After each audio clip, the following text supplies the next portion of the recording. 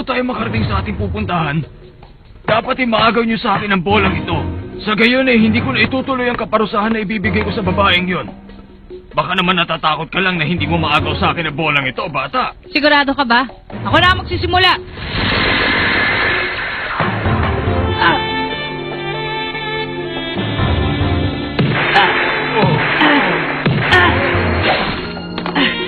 Subukan mo to.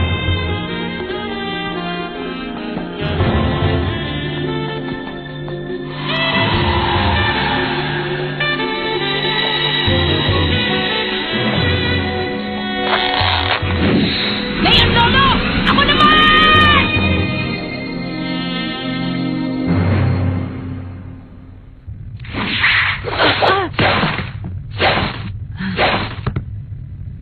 Sigurado ko, siyang tumapas sa aking ama. Bini, huwag ka sana mag-iisip ng masama. Dahil ang larong ito ay sa pagitan namin dalawa. Kaya huwag kang makikialam. Lolo! Nakakalibang naman tong laro natin. Lalo tuloy akong ginaganahan.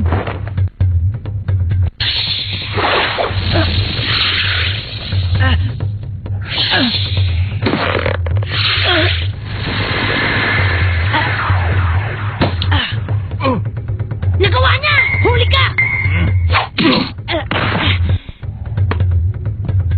Mandaraya ka! Sabi mo hindi ka gaganti! Pinasa ko lang naman Nakaharang kasi ang mukha mo kaya hindi nakuha ng kanang kamay ko. Gon!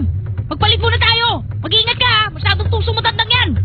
Sige! Huwag ka mag-alala! Susubukan ko!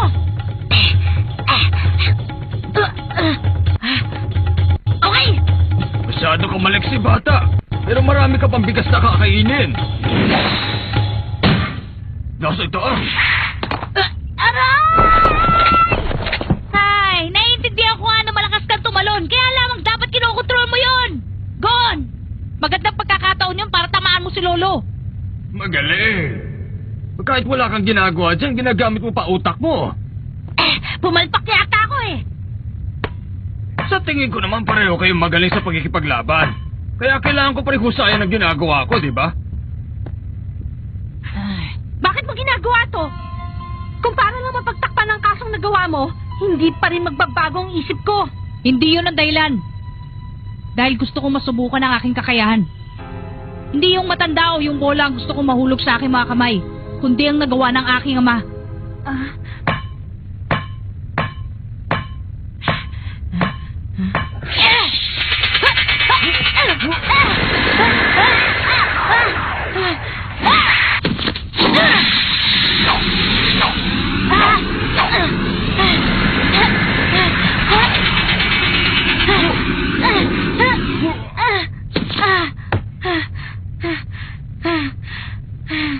Oo no, ang dali mo naman yata mapagod. Dahil ka pa na matandang katulad ko. Gon! Palit tayo. Magpahinga ka muna. Hindi ko man lang siya nahawakan Huwag kang mag-alala. Simula pa lang yan. Paano? Simula na ang pangalawang laban.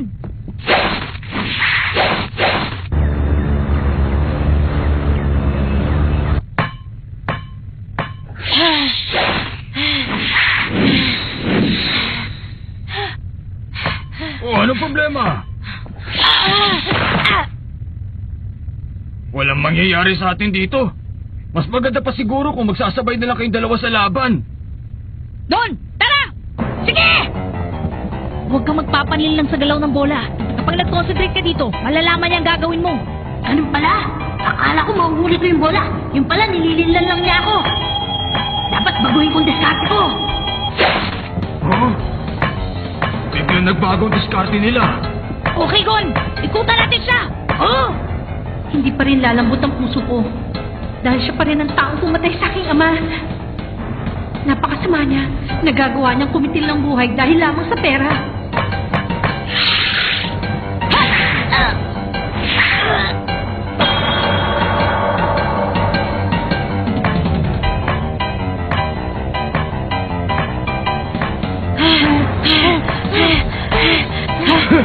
Para kayong mga kabayan dyan Kung gusto niyo talaga maging hunter, kailangan niyo maging matatag.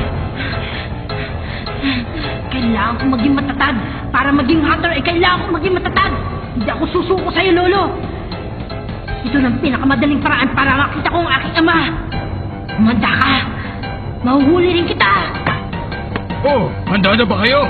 Umanda ka sa akin! Mukhang nag-isip siya. Ay, aray ko, naisaan ako dun ah. Okay! Sandali! Teka, akin yan! Lagot! Ha! Okay! Hmm. Ha!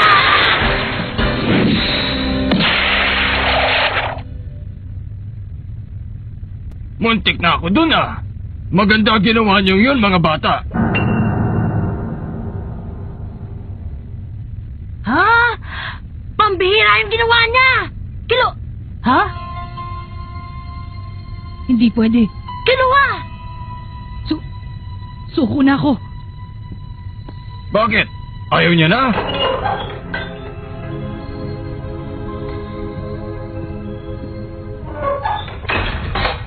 Paano ba yan? Wala na yung kakampi mo. Baka gusto mo na rin sumuko sa larong ito. Hindi! Gusto ko ipagpatuloy! Nung huling pag-atake namin ay munti ko na makuha yung bola. Tsaka may oras pa naman ako. Nakakaya pa rin kay Miss Anita. Hindi mo kaya! Ano? Dahil si Chairman Netero ay bihira niyang gamitin ang kanyang kanang kamay at kaliwang paa. Kahit abutin ka pa ng 5 taon sa kakahabol, siguradong hindi mo makukuha ang bola sa kanya. Ha? Nakita mo rin pala yun, Iha. Akala ko pa naman wala nakakahalata. Naiintindihan mo na ba? Mabuti pang kalimutan mo na ang tungkol sa akin at sumuko ka na. Hindi! Sinabi ko nung wala ka ng pag-asa. Kahit kailan na hindi mo makukuha ang bolang yan. Oo, siguro nga'y tama ka. Pero masyado pang maaga para sumuko. Ngayon ang gusto ko na lamang mangyari ay ang gamitin ni Chairman Netero ang kanyang kanang kamay. Bahala ka nga sa buhay mo. Chairman, babalik na ako sa kulungan ko. Maaari ba? Sige. Paano, bata? Ngayong wala na yung babae pinagtatanggol mo. Kalokohan na lang kung itutuloy pa natin to, di ba? Sandali lang, Chairman Netero. Ano yan? Kanina ay biglang nawala si Kiluwa. Paano niya kaya nagawa yun? Yun ay, natatawing kakayahan ng mga taong katulad ng kanyang pamilya. Hindi mo na kailangan malaman yun. O kaya hindi mo na dapat matutunan pa. Pero mahusay na kakayahan yun, hindi ba? Oo. Pero siguradong hindi mo yung matututunan kung hindi ka dadanas ng matinding hirap. Sa bagay, talaga mahusay si Kiluwa. Ano? Kunyari ka ba suko ka na, ha?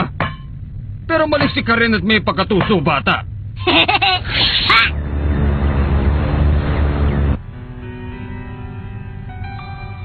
Kapag pinagpatuloy ko, baka lumala pa. Baka hindi ko mapigil sarili ko, mapahamak ko siya. Siyempre gagawin ko yun. Dahil pinalaki ako ng ganito. Galing ako sa pamilya Zoldyck. Ang kilapot na pamilya kinakatakutan ng lahat. Hindi maaari. Gaya na sinabi ko sa kanya, hindi yun ang gusto kong mangyari. Totoo ba yan? Hindi siya nagulat nung sabihin ko sa kanya kaninang isa akong walang pusong kriminal.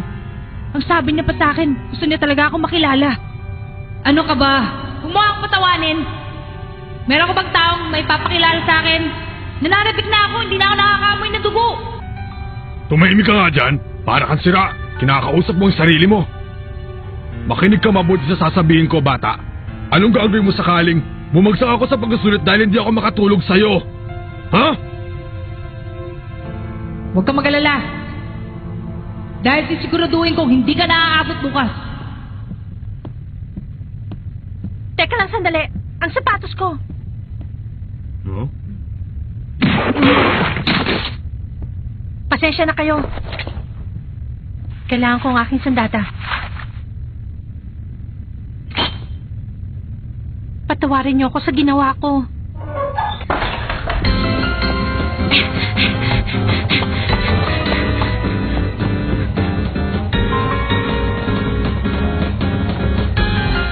Anong ginawa mo?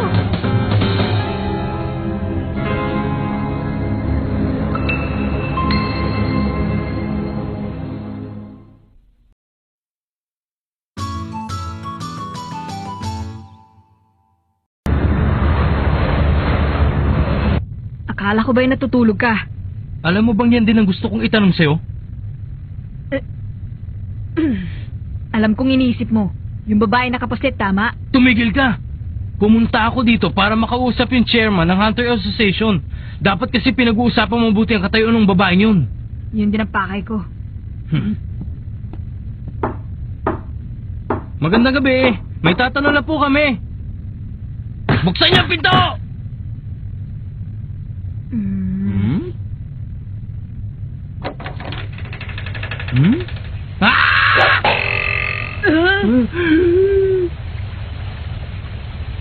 Wala rin kayo pinipiling oras, ano?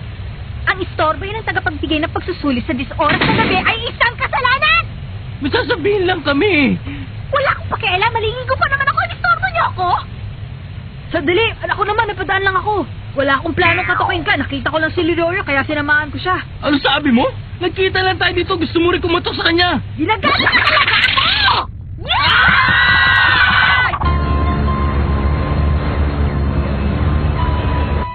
Sa wakas ay ipinakita mo na rin kung ano ka talaga. Umamin ka na. Alam kong ikaw ang kriminal na tumapo sa buhay ng aking ama. Oo, isa nga ang professional killer. Yun ang totoo kong pagkatao. Hindi kagad matatapos ang buhay niya ng dahil sa sakit. Kagaya rin ng iba, makakaranas mo siya ng matinding hirap bago malagutan ng hininga. Tatapusin na kita nang sa gayon ay may paggiganti ko ang aking ama. Humanda ka! Ang taong malapit na mawala, hindi na binibigyan ng pag-asa.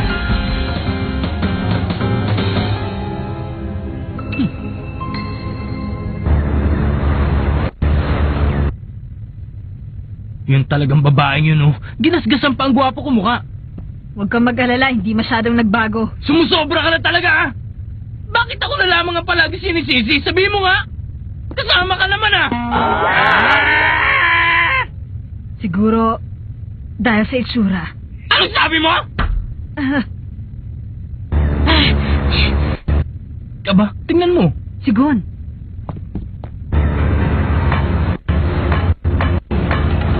Gon!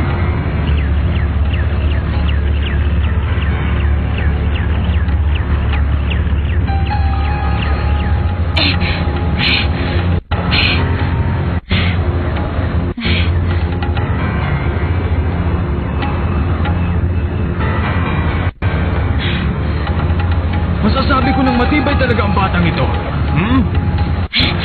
Ayan na naman siya. Ay! Siniseryoso mo naman ang laro, bata. Ito pang isa!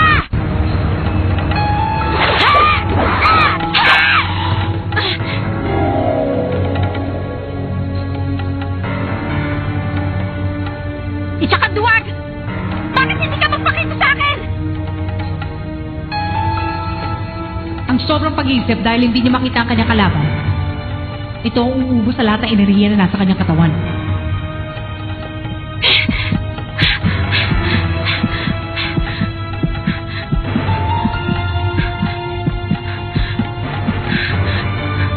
Pwede ko na siya tapusin.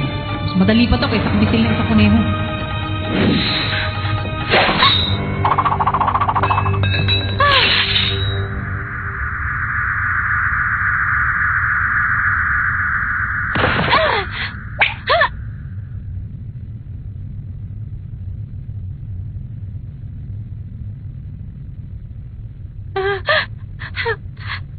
Kamatayan. Isang dalisay na kamatayan.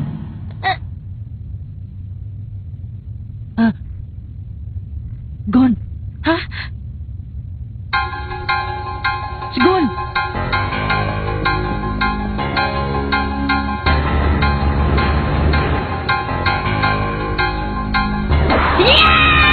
Hindi mo ako madadala sa pare-parehong pagsugod.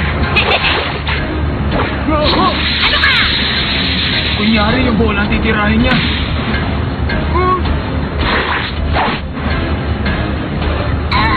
Aray po! Tignan mo, oh. Mukhang itutuloy pa rin niya. Ano problema mo? Bakit hindi mo pa ako nilagutan ng hininga kanina? Manood ka! Itutuloy niya ang pakikipaglaban doon sa matanda. Para lamang sa'yo. Wala akong pakialam sa ginagawa niya!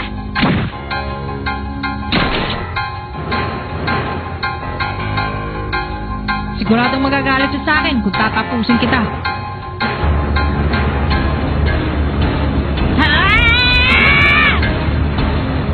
Wag! Kapag inutog niya uli ang tiyan ko, baka madurog ang ulo niya. Kapag nilambutan ko naman, sigurado masasaktan ako. Ano kaya ang gagawin ko sa batang ito?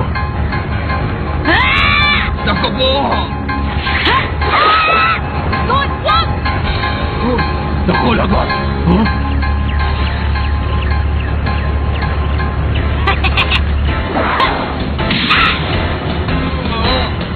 Bukod!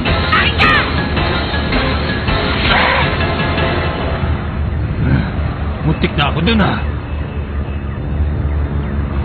Ngayon ay ginamit mo ng kanang kamay at kaliwa mo pa di ba? Oh? Oo nga, no? Yay! Panalo! Mahusay talaga ang batang ito. Gun! Kiluwa! Nakita mo ba yon? Ang galing! Nagawa ko ipaggamit kay Chairman Netero ang kanyang dalawang kamay at dalawang paa. Okay, di ba? Ah! Ikaw talaga. Ano bang ginagawang kalokohan ng dalawang yan? Ewan. Pero isang bagay ang sigurado. Ha? Maligaya si Gon sa ginawa niya. Mukha nga.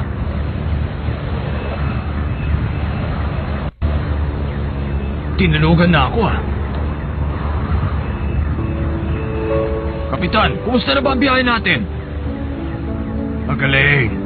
Total, mabagal ka naman magpalipad. E di bagalan mo pa ng konti para makapagpahinga ako, okay?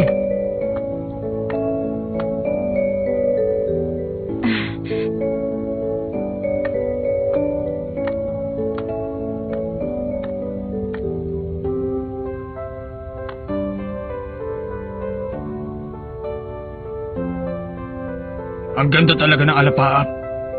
Ha? Pinapanood mo ang mga ulap, hindi ba? Oo. Napakasarap mabuhay sa mundo.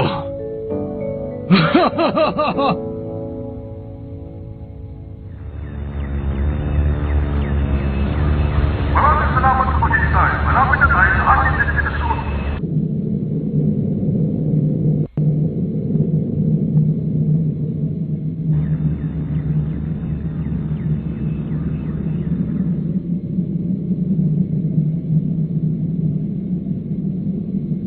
Mag-iingat ka, ha?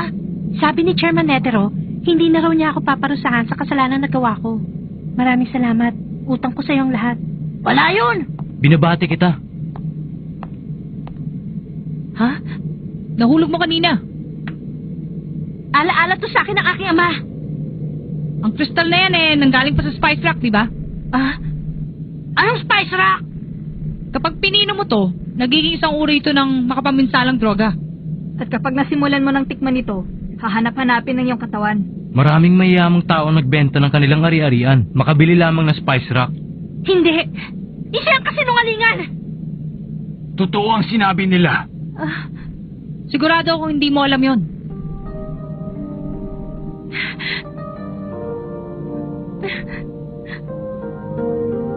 Pero ang aking ama ay isang mabait at malambing na tao. At ang lahat ng nasa paligid niya ay palaging nakangiti. Ang kaligayahan na natatanggap mo ay kalungkutan na nagmula sa puso ng ibang tao dahil inago ng iyong ama. Pero kahit na, siya pa rin ang aking ama, ang pinaka-importanting tao sa buhay ko. Anita, bakit hindi mo ituloy ang pagsali sa Hunter exam? Nasisiguro ko sa'yo magiging isa kang magaling na blacklist hunter sa susunod na taon.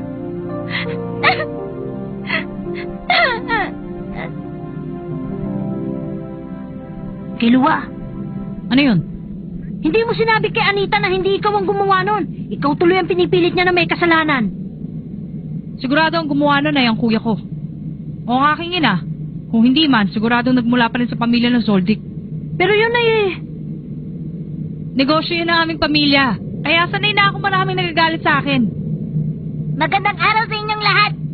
Mula dito ay ang tore ng patibong, ang pagdarausan ng susunod na pagsusulit. Madali lamang po ang inyong gagawin. Kailangan niyong marating ang ilalim. Nabuhay at malakas pa ang inyong resistensya! Bibigyan lamang namin kayo ng 72